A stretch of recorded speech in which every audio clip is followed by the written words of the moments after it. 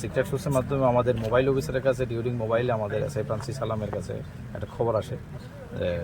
গাড়ি চেকিং যখন করছিল তখনই ওই মুহূর্তে গাড়ি চেকিংয়ের সময় হঠাৎ করে একটা গাড়ির মধ্যে এরকম সে সাসপেক্টেড টু বি গাঞ্জা মিলা সঙ্গে সঙ্গে খবর দেয় আমাদেরকে। অ্যাকর্ডিংলি আমরা এক্সিকিউটিভ ম্যাজিস্ট্রেটের ব্যবস্থা করি through SDM sir. Accordingly executive magistrate সাহেবের সামনে যখন চেকিংয়ের সময় ওই গাড়িটা যখন চেক করা হয় তখন গাড়িটার মধ্যে বিভিন্ন প্যাকেটে total 121 KG suspected to be dry ganja মিলেছে, যেটা আমাদের কিট টেস্টেও পজিটিভ এসছে।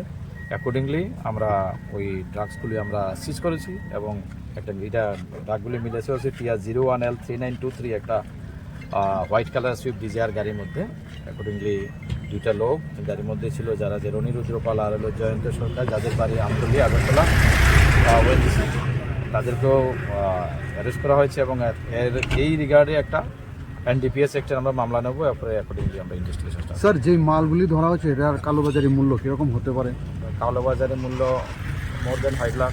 স্যার গাড়িটা কোন দিক থেকে 8 লাখ গাড়িটা স্যার কোন দিক থেকে কোন দিকে যাচ্ছিল? গাড়িটা তো যতটুকু খবর এটা যে কমলপুর দিক থেকে টুয়ার্ডস পাই বা টুয়ার্ডস আগরতলা এরকম। Thank you.